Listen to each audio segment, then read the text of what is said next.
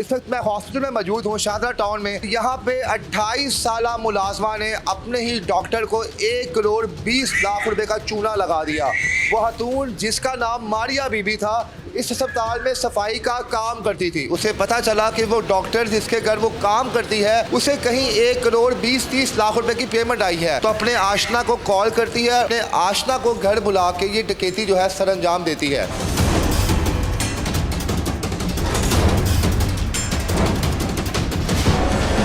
दिन दिहाड़े ही उन्होंने जनाब कर दिया, कोई डर खौफ नहीं था? बिल्कुल, ये दिन के टाइम ही हुआ है। हमारे घर की मुलाजमा इन्वॉल्व थी। कैश आपके पास था, ये उसी दिन आया था और कैश ही था सारा, या कुछ गोल्ड या बाकी तमाम कीमती चीज़ें भी थी? नहीं, ये कैश ही था। वारदात से एक आध दिन पहले जो है ना हमने ला के रखा था। तमाम चीज़ें जो गायब थी या कुछ थोड़ी बहुत सेविंग बची हुई थी इसके? जो मुलाजमा थी उसने डकैत को जो है ना एग्जैक्ट लोकेशन ड्रार को तोड़ने के लिए इवन औजार भी जो है ना वो उसने रखे हुए थे। जिस शख्स से उसने ये वारदात करवाई है वो उसका रिश्तेदार था, दोस्त था, आशिक था, कौन था?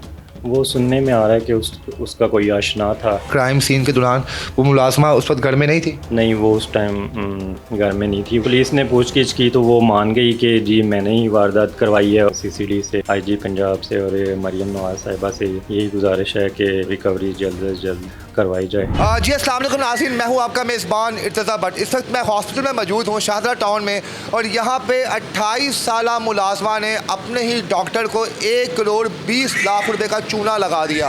वो खातून जिसका नाम मारिया बीबी था, इस अस्पताल में सफाई का काम करती थी। उसे पता चला कि वो डॉक्टर जिसके घर वो काम करती है उसे कहीं 1 करोड़ 20-30 लाख रुपए की पेमेंट आई है। तो अपने आशना को कॉल करती है और अपने आशना को घर बुला के ये डकैती जो है सर अंजाम देती है। इस वाक़ये को 1 माह का अरसा बीत चुका है और अभी तक डॉक्टर साहब को इंसाफ नहीं मिल सका।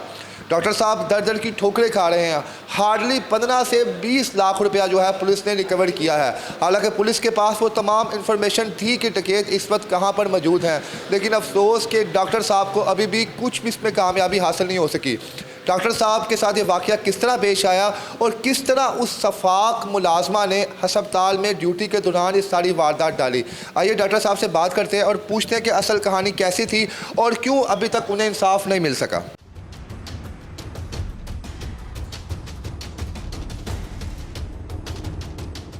जी नाज़रीन, डॉक्टर रिजवान साहब हमारे साथ मौजूद हैं। इनसे पूछते हैं कि किस तरह घर की मुलाजमा ने इतनी बड़ी रैकी की और जिस शख्स से डकैती करवाई है उस शख्स के साथ उस मुलाजमा का क्या ताल्लुक था और इन्हें कब पता चला कि वारदात हो चुकी है और इतना बड़ा कैश डॉक्टर साहब ने क्यों अपने घर में रखा हुआ था और उस कैश से अभी तक कितना रिकवर हो चुका है। अस्सलाम वालेकुम सर। वालेकुम अस्सलाम। डॉक्टर साहब, पहले तो बड़े दुख की बात है कि इतनी बड़ी हैपनिंग आपके साथ हुई और उस खातून ने करवाई जिसे आप अपने घर का एक फ़र्द समझते थे। सर ये बताएं कि ये वाक़या किस रोज़ पेश आया और उस मुलाजमा के साथ आपकी फ़ैमिली का कितना पुराना रिलेशन था? ये वाक़या पिछले माह की 15 तारीख को हुआ था। उस दिन 15 अक्टूबर का दिन था और बुध बन रहा था।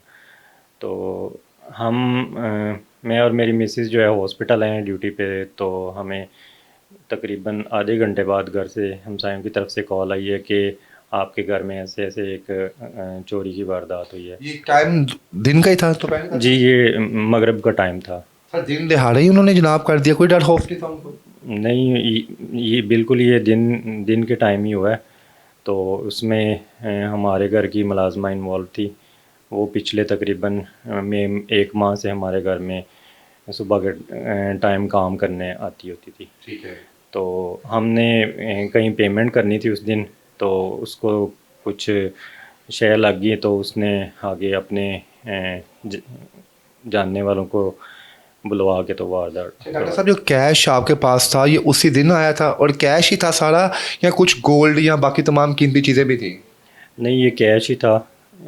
वारदात से एक आध दिन पहले जो है ना हमने ला के रखा था, क्योंकि हमने आगे जो है वो कुछ एक मकान खरीदना था और एक भाई ने मशीन की पेमेंट करनी थी। तो उसके लिए कैश जो है ना जमा कर रहे थे, अभी उसका पूरा भी नहीं हुआ था। तो ये वारदात। तो ये कैश जो था ये आपका पर्सनल एसेट था या इसमें आपके जो भाई हैं उनके पैसे भी थे, बीच में आपकी बेगम साहिबा की सेविंग भी थी और डॉक्टर्स की तमाम सेविंग थी जहाँ पे आप जॉब करते हैं फतेह हॉस्पिटल में? जी ऐसे ही है। इसमें हमारे घर वालों की फैमिली में से काफ़ी अफराद की से पैसे हमने जमा किए थे ताकि आगे जो है ना हम अपनी जो है ख़रीदारी कर सकें। आपको कब पता चला और जब आप अपने घर में गए हैं यहाँ से फिलफोर, तो किस तरह तमाम घर के हालात कैसे थे और जहाँ पे आपने सेविंग रखी हुई थी फिर वहाँ पे तमाम चीज़ें जो गायब थी या कुछ थोड़ी बहुत सेविंग बची हुई थी इसके अंदर? जो ही हमें वारदात की कॉल जाती है तो हम फ़ौरन जाते हैं, तो उधर देखते हैं काफ़ी डिफरेंट लोग जो है ना इकट्ठे हुए हुए थे। तो अब जो मुलाज़मा थी उसने एग्जैक्ट डकैत को जो है ना एग्जैक्ट लोकेशन और उनको जो है ना सारा कुछ उनके लिए वो जो ड्रार को तोड़ने के लिए इवन औज़ार भी जो है ना वो उसने रखे हुए थे उसके पास ही बेड के नीचे छुपा के। मुलाजमा की उम्र कितनी है और उसका नाम क्या है? मुलाज़मा की उम्र तकरीबन 27-28 साल थी और ठीक है। उसका नाम मारिया था। मारिया था। जी। और जिस शख्स से उसने ये वारदात करवाई है वो उसका रिश्तेदार था, दोस्त था, आशिक था, कौन था? वो सुनने में आ रहा है कि उसका कोई आशना था, तो उसने वारदात किया। उसका नाम बिलाल अली उर्फ असद मलक है। ठीक है। और तो जब डॉक्टर साहब आप जब कैश लेके घर में आए थे, अलबत्ता आप बहुत बड़ी अमाउंट थी, इंसान तो अपनों को भी बताते हुए डरता है कि यार इतनी बड़ी अमाउंट मैं घर में रात को रख रहा हूँ, तो उस काम वाली को भनक कैसे लगी? क्या उसके सामने आप कैश सेव कर रहे थे अपना, या कैसे पता चला उसे? नहीं, सामने तो नहीं कर रहे थे, उसने कहीं से जज किया, शायद हमारी बात सुन ली हो या किसी भी तरीके से उसको आइडिया हो गया था कि यहाँ पे इनकी जो है ना कैश अमाउंट पड़ी हुई है, तो उसने फिर आगे इतला दी उनको। ठीक है। सर, आपको लगता नहीं है कि आप माशाल्लाह इस सोसाइटी के आप तालीम याफ्ता लोगों में आप लोगों का शुमार होता है कि आप एक हाईली एजुकेटेड जो है प्रोफेशन से आप बिलोंग करते हैं, कि इतनी बड़ी अमाउंट इस सोसाइटी में ऐसे माहौल में घर में रखना जो है वो सूटेबल था? जी, मैंने आपको बताया ना कि हमने उसी रात को आगे अगली पार्टी को पेमेंट करनी थी, जिनसे हमने आगे घर ख़रीदना था, उनको पेमेंट देनी थी, तो इसलिए जो है ना वो कैश इकट्ठी करके रख रहे थे। तो घर आप अपने लिए खरीदना चाह रहे थे बेगम के कोई और सिस्टम था? जी, हमने अपने लिए ही घर खरीदना था। तो उस वक्त सर क्या आपके आंखों के सामने जब आपने मंजर देखा कि कोई चीज़ नहीं है, उस वक्त आपकी आपकी मिसेस की क्या कंडीशन थी? कितनी बड़ी अमाउंट देखते देखते हाथ से निकल गई? जी, ऐसे ही है, हमें तो कुछ समझ नहीं आ रही थी, फिर साथ में जो भाई थे और कोलीग्स थे उन्होंने हमारी हेल्प की, पुलिस को 15 पे इतला दी, पुलिस ने फ़ौरन आके जो है ना वो मुशाहिदा किया और उन्होंने FIR दर्ज की। लेकिन ये पुलिस जो है ना वो उसको हमने आइडिया दे दिया था कि ये मुलाजमा ही होगी, उसके अलावा हमारे घर में और किसी का आना जाना नहीं था। अच्छा, उस वक्त जब ये वारदात हुई उस वक्त आपको आपके पास कोई क्लू नहीं था कि चोर कैसे आए कैसे नहीं, फिर आपने अपने एक्सपीरियंस से उस मुलाजमा को रेफ़र किया कि मुलाजमा जो है इसकी कार्रवाई हो सकती है? मुलाजमा ने जो है ना वो उनको चोरों को घर में एंटर होने का जो है एक तरीका सा बताया हुआ था। उसने कहा कि आप कोई मिठाई या कोई भी चीज़ लेके जाएं, घर में बच्चे होंगे, उन नॉक करना है, अंदर से बच्चा कोई दरवाज़ा खोलेगा तो आपने चले जाना है। उस वक्त आपके बच्चे घर में थे? जी, उस दिन उस टाइम मेरे बच्चे और एक भतीजा है वो घर ही थे। कितनी उम्र है माशाल्लाह बच्चों की? बच्चा की एक की 5 साल है और एक की 2 साल है, और भतीजा जो साथ था उसकी तकरीबन 18 यानी कि साल। उस काम वाले ने ये कहा कि आप पहले घर को नॉक कीजिएगा डोर अपना, उसके बाद आप मिठाई लेके अंदर आइएगा और उसके बाद ये आपने वारदात डालनी है? हाँ जी, कोई चीज़ पकड़ाने के बहाने आएंगे तो दरवाज़ा खोल देंगे, ये उसने बता के भेजा तो हुआ उस था। वक्त इस पूरे सीन के दौरान, क्राइम सीन के दौरान, वो मुलाजमा उस वक्त घर में नहीं थी? नहीं, वो उस टाइम घर में नहीं थी। वो इवन जो है ना हॉस्पिटल में जॉब करती है, इसी हॉस्पिटल में जहाँ पे हम जॉब करते हैं, तो वो इसी हॉस्पिटल में? हाँ जी, वो वारदात के टाइम इधर हॉस्पिटल में ही थी। यानी कि उसने पूरा एक सीन क्रिएट किया कि आपको शक भी ना हो। और बच्चों ने अपनी आंखों के सामने क्या देखा? बच्चों से आपने पूछा, बच्चों को उन्होंने टॉर्चर तो नहीं किया कुछ? जो ही बच्चों ने दरवाज़ा खोला तो उन्होंने कहा कि ये हॉस्पिटल से आपके मामा बाबा ने मिठाई भेजी है तो ये ले लें। वो दरवाज़ा खोला तो वो साथ ही अंदर आ गए हैं। एक के पास जो है बैग था, बैग में उसने रखी हुई थी, अंदर जाके तो उसने जो है दरवाज़ा बंद कर दिया और निकाल के तो वो भतीजे के सर पे रख लिया और उनको कहा कि तुम लोग साइड पे हो जाओ।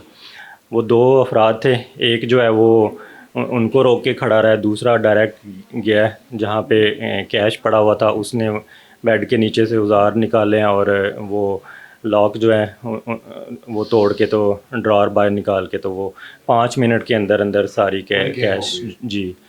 तो फिर आपने जब मुलाजमा को गिरफ्तार करवाया तो उस वक्त मुलाजमा ने इकरार किया कि तमाम उसकी साजिश थी कि मुलाजमा अभी तक वो गायब है मंजर आम से? नहीं, वो मुलाजमा उस टाइम हॉस्पिटल में थी, तो जो ही हमें आइडिया हुआ कि इसके अलावा और कोई नहीं है तो पुलिस को इतला दी। पुलिस ने आके मुलाजमा को इंटेरोगेट किया।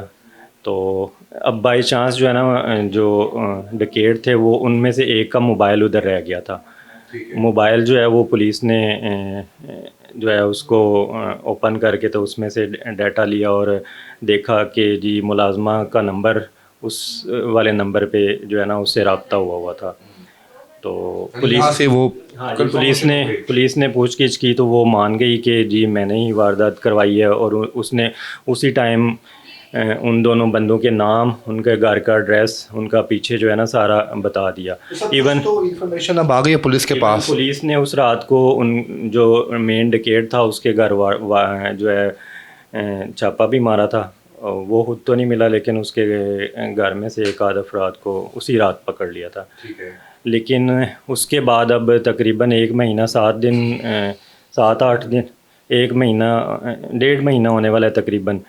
तो जो मेन जो मुझे मुलजिम है उसका नहीं अभी तक सुराग लगा रिजवान साहब, पुलिस ऑफिसर्स के पास तमाम इंफॉर्मेशन है चोरों की, ठीक है, बाकायदा मुलाजमा ने इनको शिनाख्त भी करवा दी है उनकी, तो अभी तक कुछ रिकवर हुआ है आपका कुछ? इसमें से अभी तक जो है वो रिकवरी में से कुछ पार्ट रिकवर हुआ है, तो ज़्यादा अमाउंट जो है अभी वो नहीं रिकवर हुई। यानी कि एक पार्ट कुछ कुछ थोड़ी बहुत अमाउंट है वो। जी। रिजवान साहब, कितने सालों की मेहनत थी आपकी ये सेविंग्स? सारी बात है कि एक मिडिल क्लास फैमिली जो होती है वो बड़ी मुश्किल सेविंग्स करती है। कितनी का आपकी ये सेविंग थी, कितने सालों की आपकी जमा पूंजी थी? ये तो हमारी जब से हम जॉब कर रहे हैं तब से ये जो है सेव कर रहे थे कि हर बंदे का आगे ख्वाब होता ही है अपना घर हो। तो आप रेंट पे रहते हैं सर यहाँ पे? जी, ये हम रेंट पे ही समझ ले रहे थे। यानी कि आपकी ख्वाहिश थी आपकी बेगम साहिबा की कि हम एक अपनी घर लें वहाँ पे जाके? जी। तो कितना तकलीफ थे लम्हा अब आपके लिए, आपके मिसेस के लिए? वो भी डिप्रेशन में होंगी, ख़वातीन तो वैसे बड़ी सेंसिटिव होती हैं, एक एक रुपया जोड़ती हैं वो, तो इस वक्त उनकी हालत कैसी है वो, और क्या वो मेंटली? जी ऐसे ही है, हम इस मामले को लेके बहुत ज़्यादा परेशान हैं। इवन बच्चे भी उस दिन से डरे हुए हैं। जी मेरी इन अदारों से, पुलिस से, सीसीडी से और आईजी पंजाब से और मरियम नवाज़ साहिबा से यही गुजारिश है कि हमारी जो है वो रिकवरी जल्द से जल्द करवाई जाए और हमें इंसाफ मुहैया किया जाए। जी नाज़रीन, डॉक्टर रिजवान साहब हैं ये, और इस वाक़े को तकरीबन मोर दैन 40 डेज़ हो चुके हैं, लेकिन अभी तक उनकी आवाज़ में वो दर्द, वो तकलीफ़ है कि जो आप बाकायदा तौर पे महसूस कर सकते हैं ये वीडियो सुनने के बाद। सिर्फ़ और सिर्फ वजह ये थी कि जनाब सब कुछ होने के बावजूद अभी तक इन्हें इंसाफ़ नहीं मिल पा रहा। अगर हमारे एक आला सोसाइटी के जो अफ़सरान हैं उनके साथ अभी तक ऐसा हो रहा है, तो हम क्या उम्मीद कर सकते हैं कि एक मिडिल क्लास बंदे को यहाँ पे इंसाफ़ मिलेगा। इस वीडियो को आप मैक्सिमम शेयर करें ताकि डॉक्टर रिजवान साहब और उनकी वाइफ को इंसाफ मिल सके। इसके साथ ही इजाज़त दें। अल्लाह हाफ़िज़।